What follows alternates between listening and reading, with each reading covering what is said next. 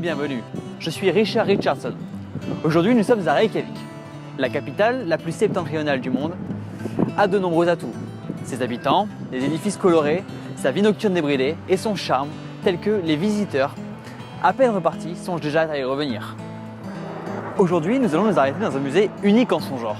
On peut y venir en famille. Petits comme grands apprécieront la singularité de ce lieu aux mille et une richesses de la nature. Je vous parle bien évidemment du musée des phallus. Gratuit pour les enfants, ce musée accueille plus de 300 types d'attributs.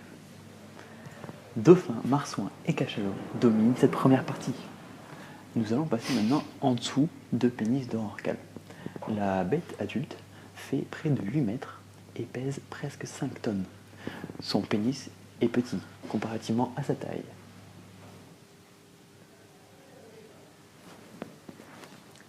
Nous nous trouvons maintenant face à un pénis de cachalot.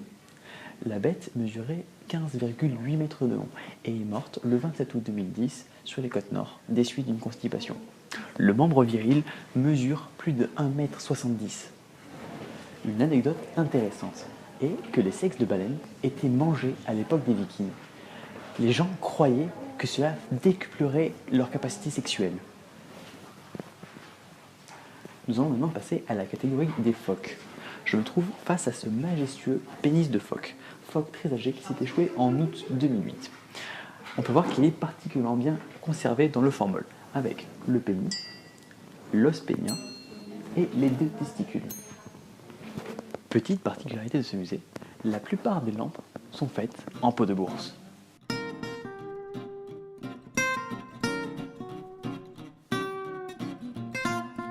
Nous allons maintenant passer à l'âme de ce musée, la partie des mammifères, se consacrant aussi bien aux hommes qu'à celui de nos amis les bêtes.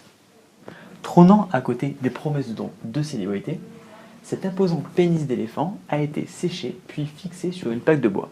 Il a été abattu en Afrique du Sud alors qu'il était en train de voler des champs de canne à sucre. Doté d'un long cou, c'est également sans surprise que nous retrouvons dans ce musée un pénis de girafe. L'animal n'avait que 5 ans lorsqu'il a été abattu par Asgeir Gudmundsson. Puis il a été offert en 2012 au musée. Le cheval, c'est génial. C'est bien pour ça que ce musée comporte ces deux magnifiques spécimens de sexe de chevaux. Nous ignorons cependant si le reste des corps a fini en lasagne.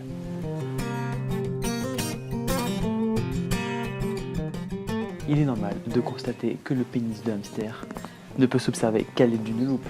C'est le plus petit pénis de la collection.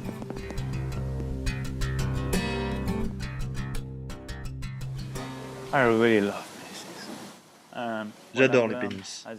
Quand j'ai appris qu'à l'université de Reykjavik il y avait de la place pour moi, j'ai sauté sur l'occasion. Depuis, j'ai toujours rêvé de travailler dans l'univers des pénis. Et grâce à ce fantastique musée, c'est un rêve devenu réalité.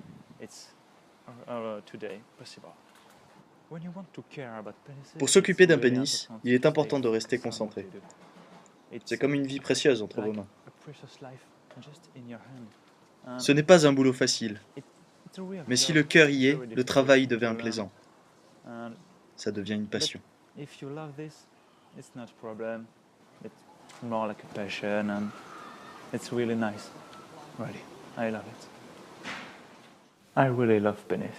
J'adore les pénis, mais j'adore aussi le handball.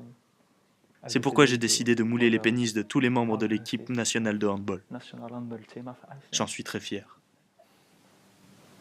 I'm really proud of it.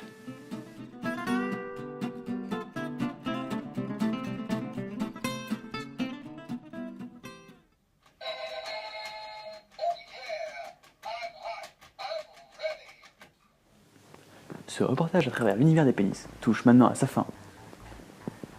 L'équipe et moi-même, nous vous remercions d'être toujours nombreux à vous suivre. À très bientôt.